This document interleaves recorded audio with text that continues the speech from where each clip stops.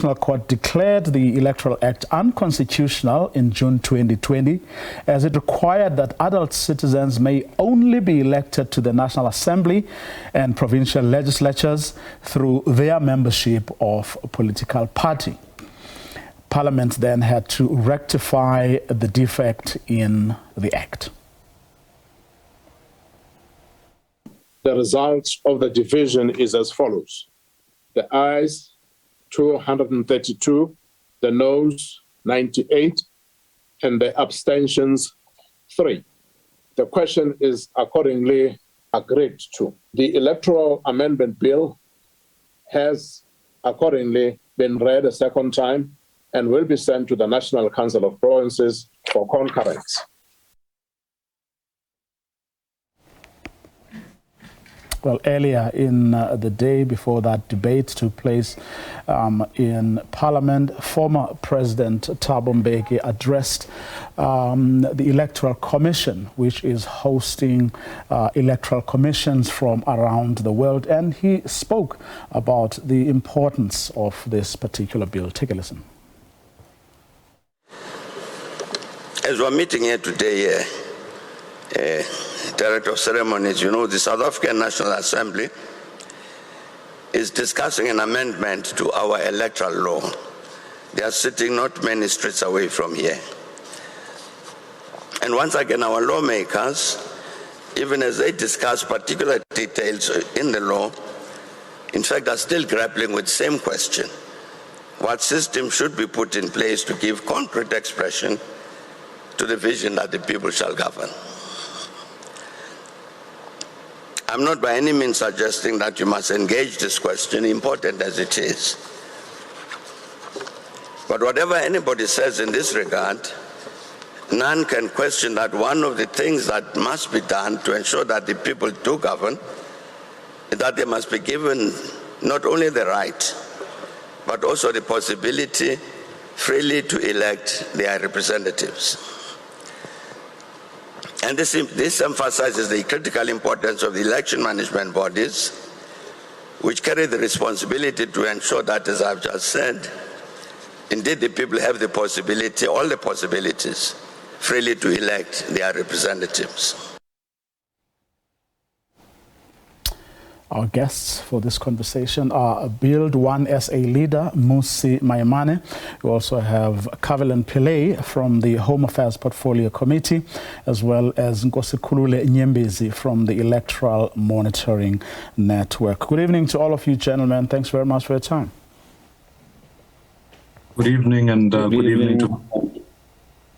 May I also start with you, Mr. Pillay, if you may just take us back, if you will, to, back in 2020, the court made that ruling, and then Parliament had to rectify or correct the wrongs that were in our electoral act.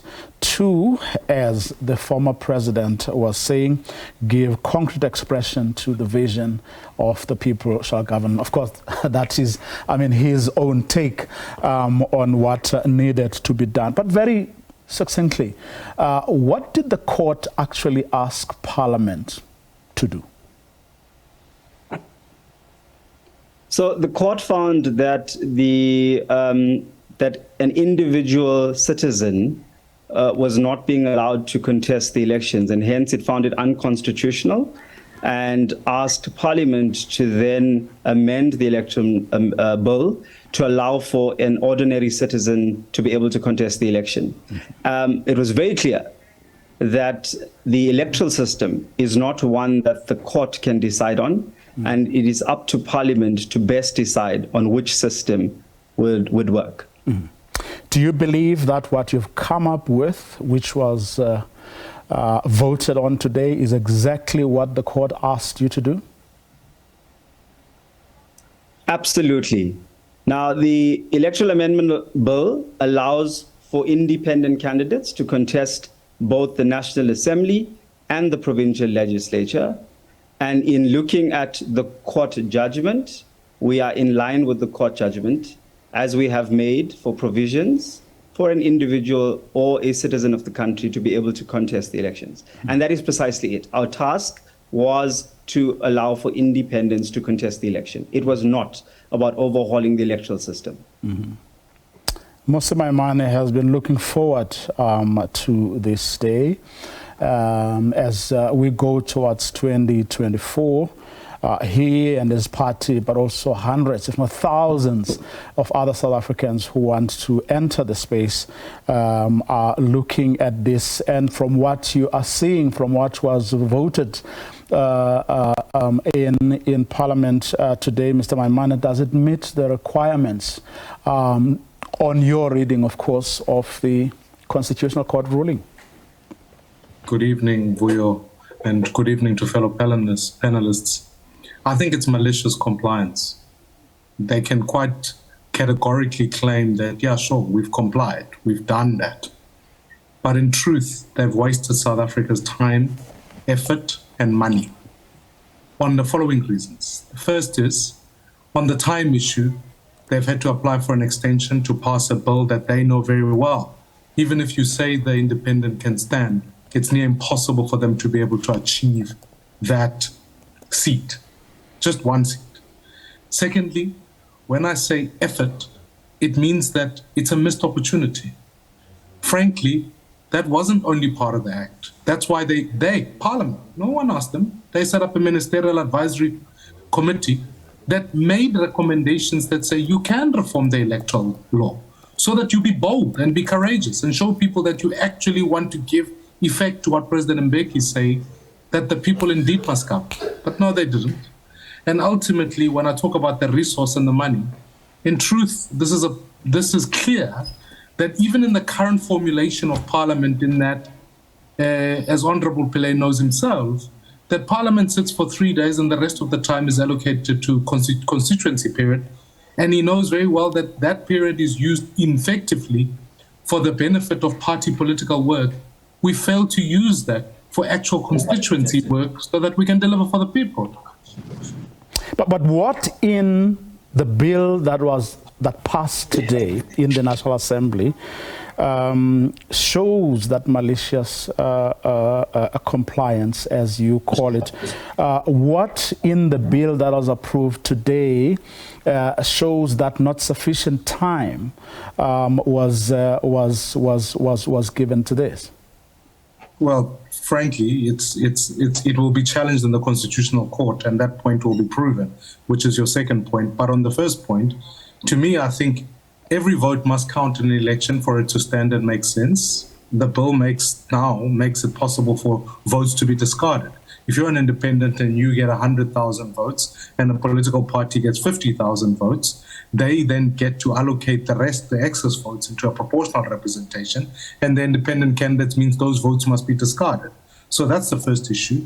The second is that the threshold of participation for independents is higher than what would be ordinarily for a typical political party.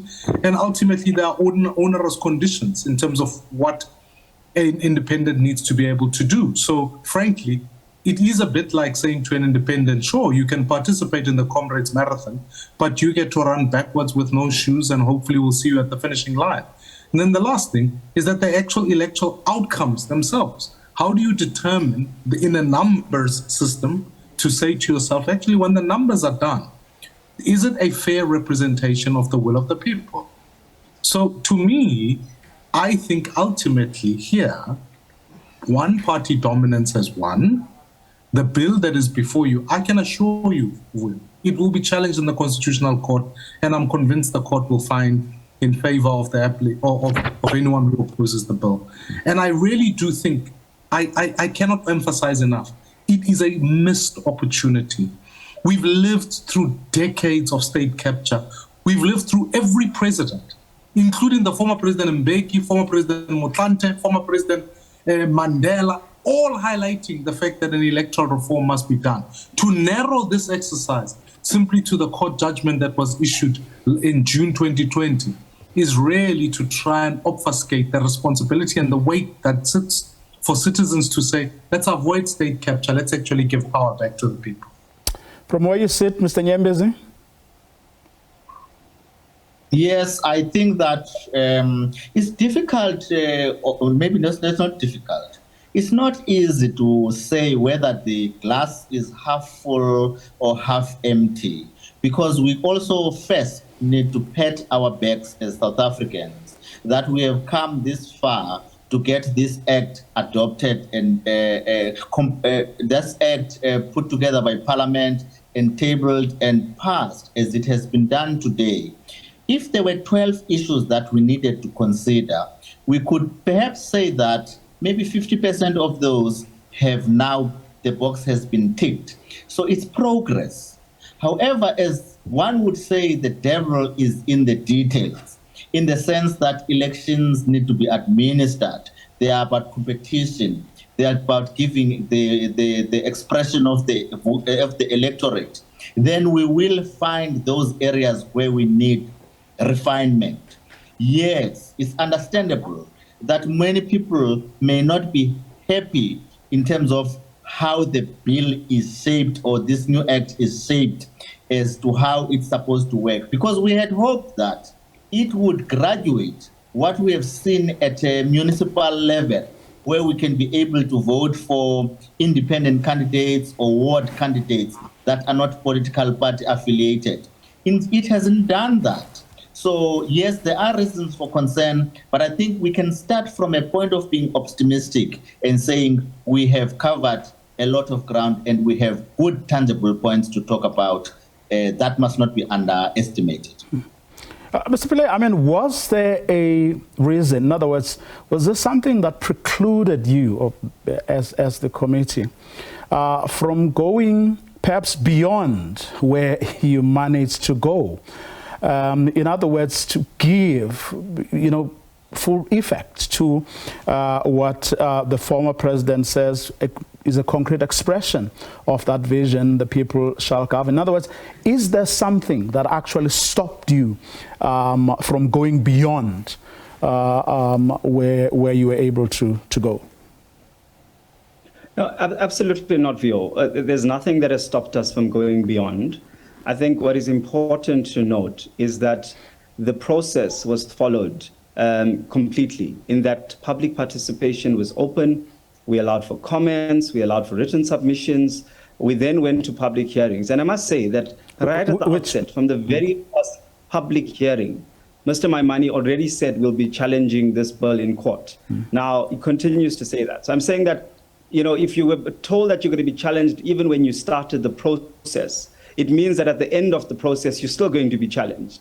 But we went through the process. But do you think you went? But do you think you went far enough to, at the very, meet people halfway, or try as far as possible to pacify your critics? In other words, tick the boxes there as well. In other words, not only in as far as the Constitutional Court or your reading of what the Constitutional Court said, but also be seen, to be going even out of your way to actually accommodate whatever concerns may have been raised. Because critics say the concerns were not taken into account. In other words, those public hearings ended up being, a box-ticking exercise.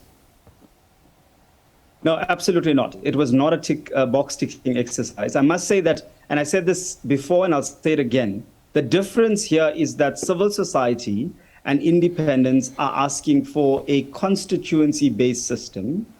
And what the recommendations were made in terms of the Electoral Amendment Bill was saying that we remain with the current electoral system and we make those changes to then allow for independents to contest. Now, clearly, if you are on two sides of the fence, you are going to continually say that we are not doing what you've asked for, and it's only because we differ on that one item. And that is what it is.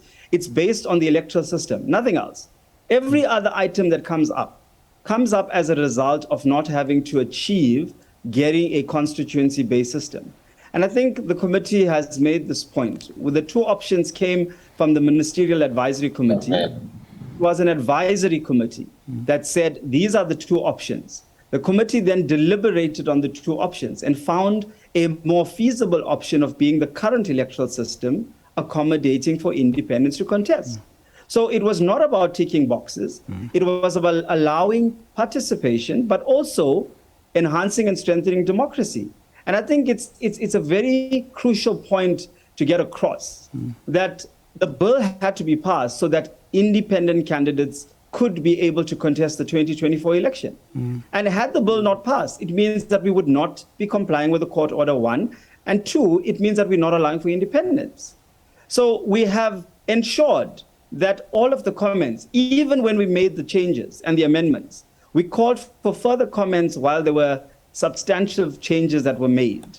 And we then further even reduced things like the signatures in terms of percentages. Now, this means that we have taken into consideration the views and opinions of our citizens. Mr. Maimane, I've been going back to the issue of raising of the time issue, and then linking that to what Mr. Pillay said earlier. Are you not effectively, given the position that you hold, trying to get via this bill what you know that the political system, as things are, no one has money, there's no money to go around to give to people to contest elections. Everyone from the ANC down is really scrambling. Are you not then trying to get from or out of this process what you're not going to be able to get as independents and even a whole host of smaller parties, given the current environment made worse, some of the people or political party leaders say, by the requirements for disclosure of political funding, around political party funding, I should say. We can on another day debate the party funding issue, and actually I think that if Parliament had the courage of conviction, it actually ameliorates that particular question, because all of us can sit here today knowing who we are voting for, and they can contest elections in a much smaller constituency, which is far cheaper than trying to just simply say, let's set up these national institutions at one level. So I do think that it would, the panacea for the financial woes sticks to the fact that we can actually get back to a proper constituency-based system, to which I think Mr. Pillay concedes, and correctly so, to say that that's not where they've gone. But I think the reason I still challenge the fact that that's where they should have gone is not only from the money point of view, but it's that we've lived through state capture, where you can buy one and get the whole party for free.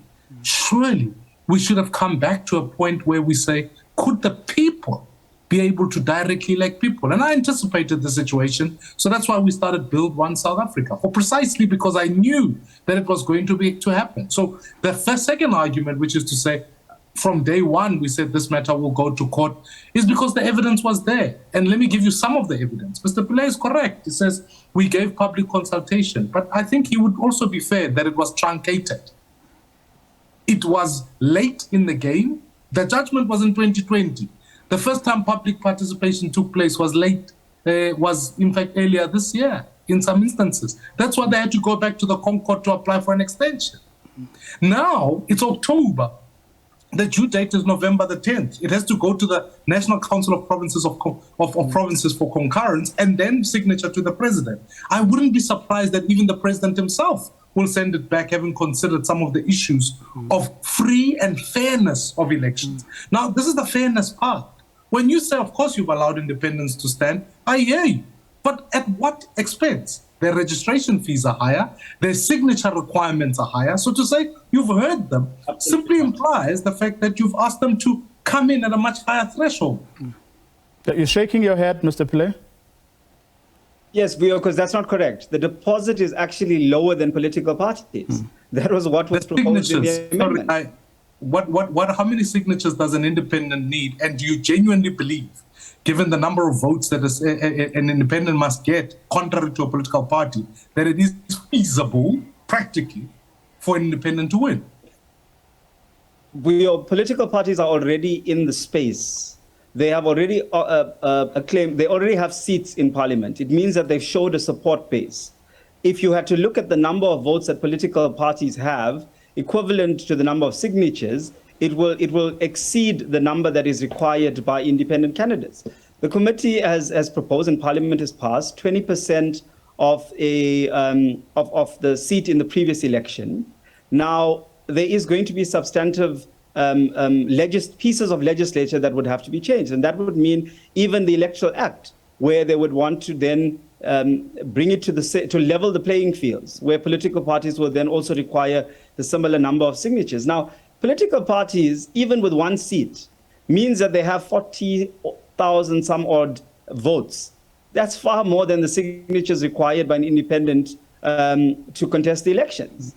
And why then did Mr. Maimane register a party if he wanted to contest as an independent? I mean, it doesn't make sense. To do so because I was responding to the fact that your parliament and your party would maliciously comply with the constitution. And you are proving the point today. This is the point. That is the point you've made. You have made it impossible. You have made it impossible.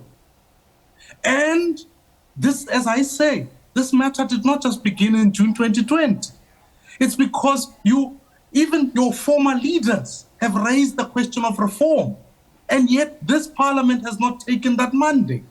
So you have left citizens with no option. I must indicate that the country was under lockdown and the restriction of movement, and hence we could not conduct public participation. I mean, other countries all over the world were able to do it. Okay, Mr. all over the world were able to do this. Mr. Nyembezi, I just want to ask you this, because among the critics, of both this process and its outcome, are people who say this is all about the big parties, blocking the new entrants from coming on board. Your thoughts on that? That's true. That's correct. But I also want us to focus the discussion on the human rights aspect of this matter. The right to stand for public office and to occupy that office once elected comes from the Constitution, Section 19. That family of rights says each citizen of South Africa has a right to campaign and vote for a political cause, in addition to forming a political party, joining a political party, and all that. So in other words, political parties are just a convenience to get us representatives in parliament to occupy the seats. But the basic core of that right is that we can campaign and vote for a political cause. Hence, we have this move for independent candidates. So I think that it is very appreciated of civil society and the citizenry who have participated in the public hearings to say that we acknowledge that back in 1994, we had to vote for political parties only. Because if we had introduced a mixed system that also includes independent candidates, we could have ended up with a referendum that says, I am a Zulu, I'll vote for a Zulu-speaking person. I'm a Xhosa, I'll vote for a Xhosa-speaking person. Because our organizations that liberated us were from prison, the leaders. They were from exile, and the masses were not linked to that. But so many years after democracy, we must open space for independent candidates. We must do so in a way that is undecorated, unflattered. So yes, Parliament has fallen short of realizing that right in the Constitution in an uninhibited way. So we must put that straightforward, because they know in the progression of our politics, independent candidates are going to be former members of political parties. People who vote for independent candidates are going to be former people who used to vote for political parties. So to the extent that independent candidates are going to take away from political parties, we do not want to see political parties being the gatekeepers. Whether the ballot paper can be long or short, it is the voters who must decide on that. And I think it is on that premise that civil society and prospective independent candidates are saying this law is going to be challenged in court.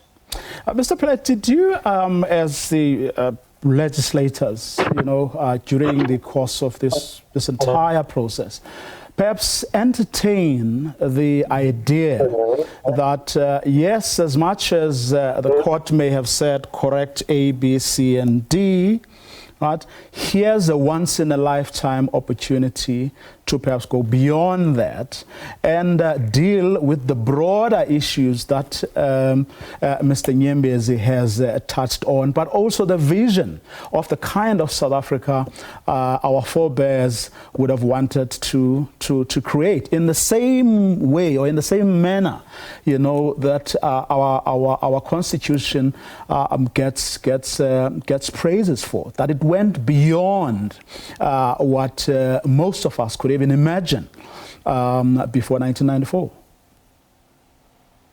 Well, I think that would have meant the only thing more would have meant the constituency-based system, and unfortunately, time would not have allowed that, because that would have meant demarcation processes, and that's exactly what it is, because you have to demarcate the entire country into constituencies if that was an electoral system that you were going to go with. Now, you also know that demarcation processes means you also call for submissions, public consultation, participation, and the demarcation board does that. It's not us. So that process of a constituency would have only then went into discussions after demarcations were done. Now, that was not going to happen in time for 2024 election. And that was the only thing that we've not ventured out into, was the constituency-based system of the elections. Otherwise, we have dealt with clause by clause every single item that was raised. We have discussed, we have deliberated, and we've resolved. At times, there were items that even had to be changed in terms of being able to understand the submissions that we received on that particular clause. And that's the process that we followed. Perhaps, this is something you may not have discussed, but I'll speak to you as a legislator, but also as a leader in your own rights. You have an appreciation of what it may mean for this country if civil society organizations and political parties like Mr. Maimane's were to go to court and succeed.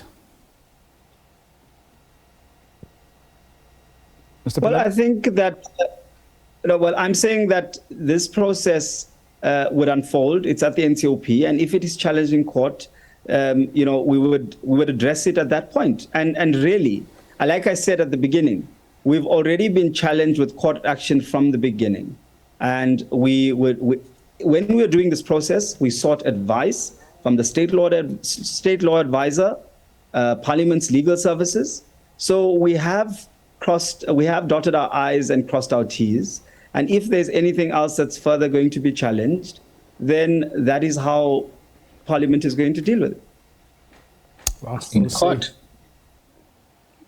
We'll see, of course, when whatever comes out of this. Let me perhaps give you a few seconds each. Mr. Maimane, Mr. Nyembezi, your final thoughts or parting shots. Mr. Maimane?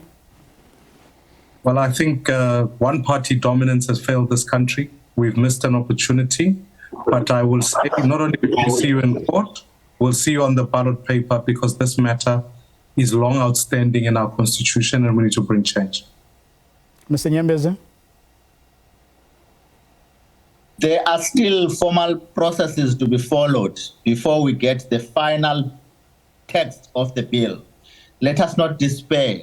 Let us put those voices where they belong, even as the National Council of Provinces takes the process of public participation.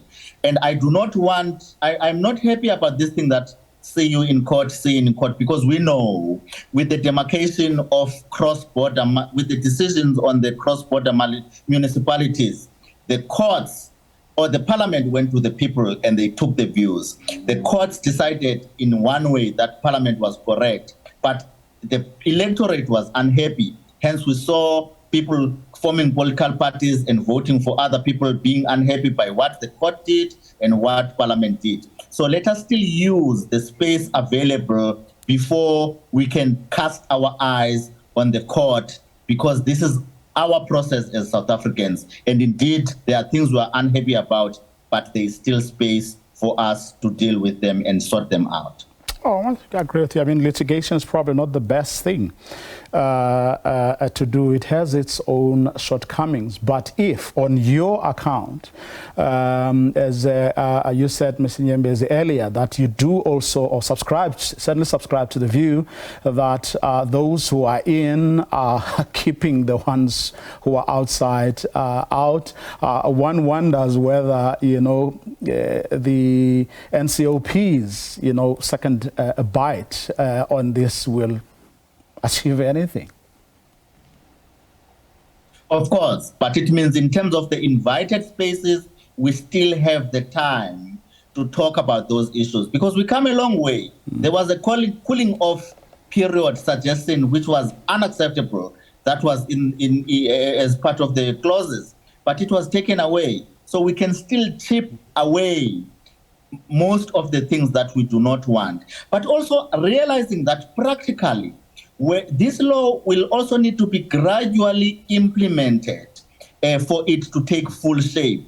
It is unlikely that we pass the law, we go for the elections in 2024, everything is nice and clean. But what we cannot tolerate is for political parties to be gatekeepers on a constitutional right that has no conditions, that says anybody can contest, anybody who's elected can be voted in. That the civil society and the electorate in general must raise and continue to put the pressure for Parliament to ensure that that law has no restrictions unnecessarily. Well, let me thank all of you for agreeing to come through and enlighten us on this story that we have we haven't had the last of it, as this bill still has to go before the NCOP, but also, of course, there's the threats or the promises from civic organizations and political parties that they're going to take this matter up with the Constitutional Court. For now, though, we're going to leave it there. Up next, we look at the plight of civic organizations like Abahlali baseMjondolo.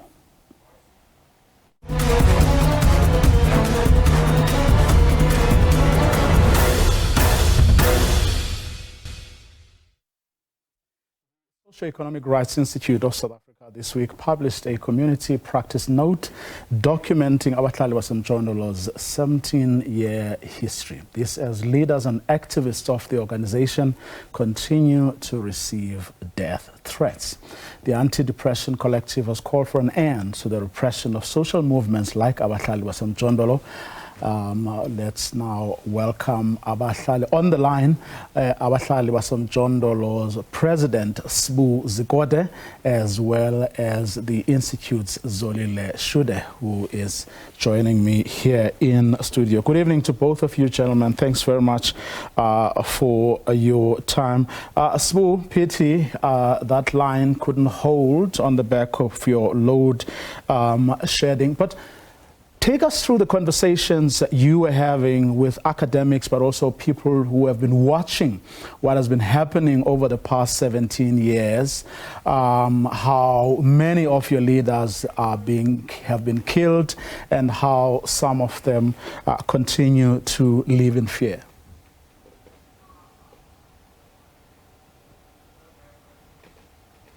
Okay, seem to be having a problem, or continue to have problems with that line. So, I mean, talk us through. I mean, this has been going on for a while, and seemingly no one cares, or if they do, but we're not seeing progress being made in the arrests of these people, finding the culprits, the murderers. Yes, good evening for you, and good evening to the viewers. This is a matter that has been going on from as far back as 2009. I mean, as I sit here with you, 24 leaders of Abahlali baseMjondolo have been killed, have been assassinated in hitman style. And these are people, and this is a social movement that is advocating for the right to land and the right to dignity for shack dwellers. It is the largest movement in the country that advocates for those rights, and there seems to be no nobody that cares from the state. The police have been approached.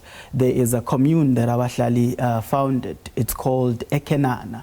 And it's a small community of shack dwellers belonging to Abahlali that have done wonderful things. They've started a community kitchen, a garden, and they have, this ideology of, communism and togetherness and self-reliance, because they see that the government hasn't been helpful in their call for the realization of their right to in Section 26 of the Constitution, their right to dignity, housing and land. Here's something that has been a mystery to me. Whenever we talk about the state, yes, you have ministers, officials, and they don't have much of that personal, sort of interactions with organizations or entities like Abahlali baseMjondolo. Yes, they may be making a lot of noise, or when these officials, visit their communities, they are there to register their grievances, their dissatisfaction, and calling for things to happen. But I'm trying to think of at what point does it get to a level where these officials, or the faces and the voices of the state, get to be so offended, and mad about how the challenges these people are pushing, that they feel they have to kill them. I'm not saying they can't, but I'm trying to understand what is going on here. In other words, who gets to, get a knife or a gun, and go and kill a leader, Abahlali baseMjondolo? And what's their interest? What is it that they're trying to achieve? What is so threatened in their lives that they would go to that extent? Have you been able to put a finger on that? Vuyo, we have to realize that the land question in this country is a big question that hasn't been addressed. And that is the result of that is the consequence of having movements like Abahlali that seek to push the state to realize that right.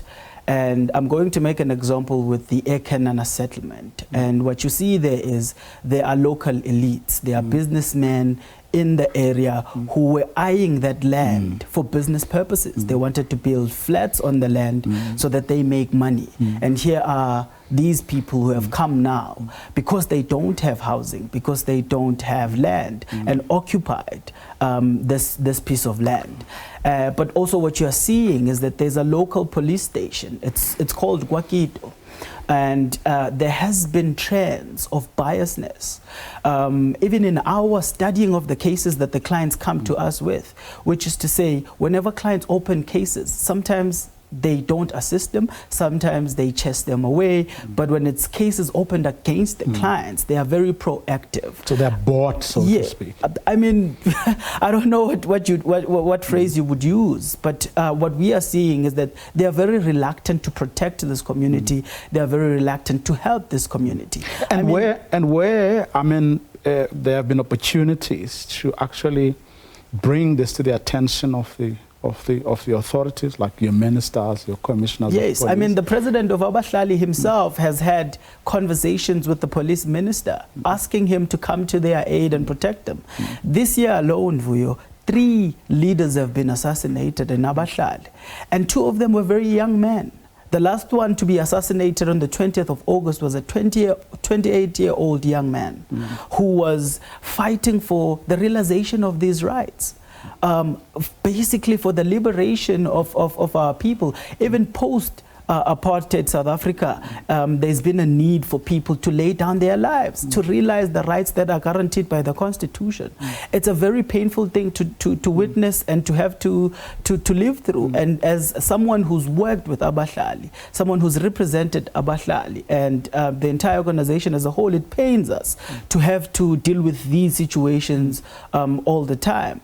Have there ever been any, maybe 1 or 2 cases where there were like some serious breakthroughs? In other words, where you could link the death of an Abahlali baseMjondolo leader directly to somebody who may have hired assassins, you know, and you could link that to, you know, vested interests, you know, a kind of thing. Even not even one or two, where there's been one case. Even if it's just to like understand better the sort of anatomy of this whole. Yes, I mean, there's been one case where a member of Abahlali was assassinated, and two ANC ward councillors were found to have been involved, and they were actually convicted, right? So and this is political. Yes, and this is in the letter that civil society organizations endorsed, that was taken out by SERI to the Minister of Police, to the Minister of Justice, to the Presidency, to say, please, you know, attend to these issues, and even calling on the Human Rights Commission to conduct their own investigations and produce their own report. And the only responses that we've been able to receive was from the Special Rapporteur on Human Rights Defenders, who have, you know, reached out to Abahlali and asked to have engagements. And we've also had an engagement, I think this past week, with the Human Rights Commission itself to discuss these issues. So, but there's been nothing from the state. There's been nothing from the local politicians, from the minister, nothing.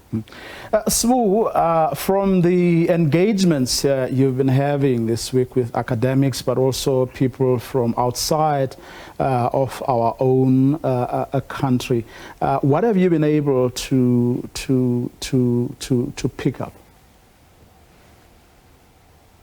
Good evening to your listeners, viewers at home, as well as Zolile, who's your guest tonight.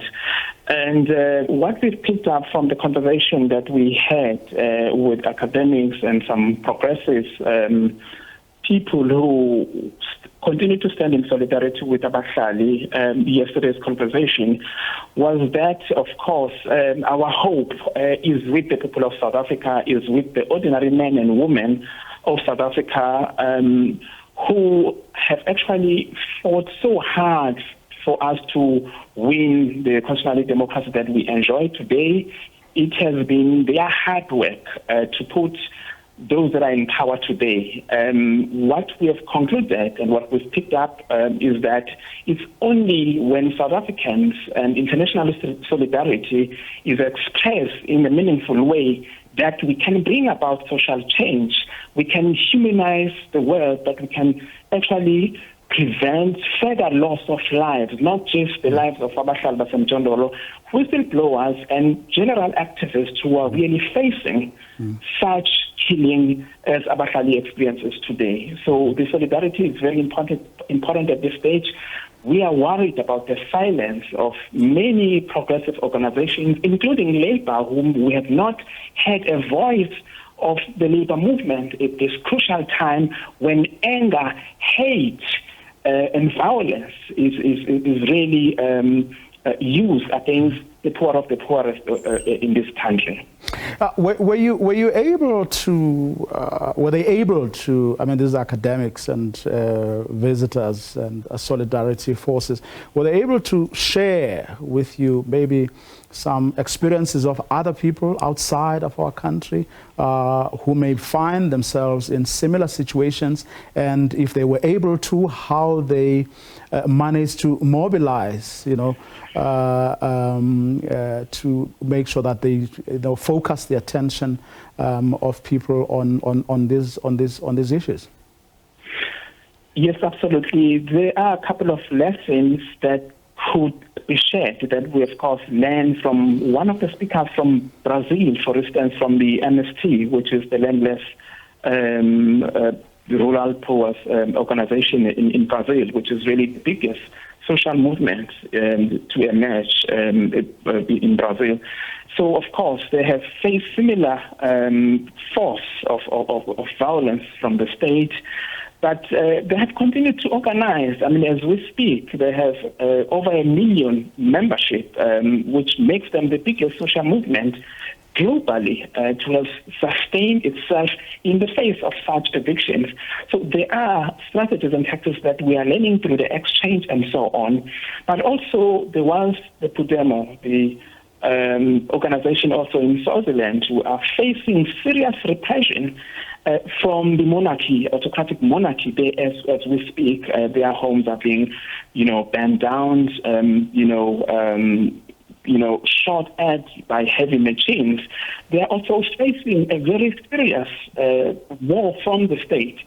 There are so many lessons that could be shared from around the world, but there's one answer, Vio, that we've picked up from all the experiences is that the people's power remains, and the people's power is ultimately the one that is going to, bring about the change that is desired by the larger society. So we have been encouraged and, of course, inspired to continue organizing, and I think we are capable of doing that. As Abahlali seems to be one of the fastest growing social movement in South Africa.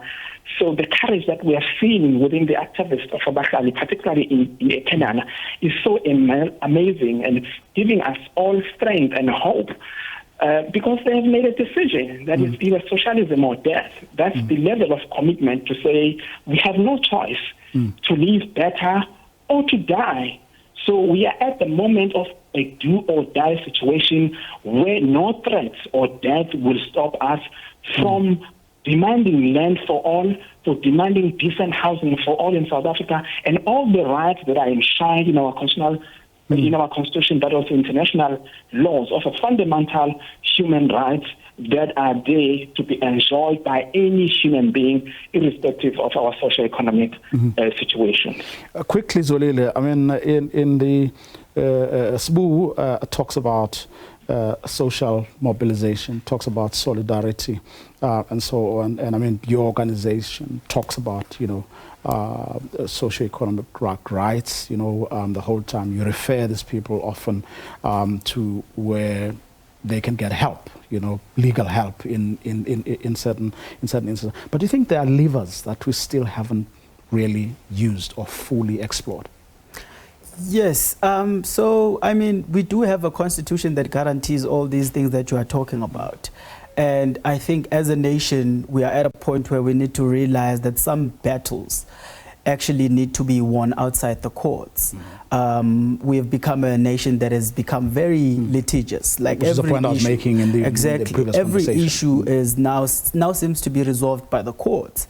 And my personal belief is that politics should be more important than the law, because the ordinary South African interacts with the political decisions every day. When you wake up in the morning, you interact with those decisions, whereas you hardly interact with the courts. Right? So I do believe that with advocacy, with research, and with solidarity among the public interest organizations, movement, with civil society, we can go a long way. And I think that's where the battles should be won. Okay, that's where we're going to leave it. Thank you very much for your time. My guest for this segment, Zolile Shude, and as well as Sbu Zikwade. That's our show for tonight. To join us again tomorrow night, same time. Have a good night.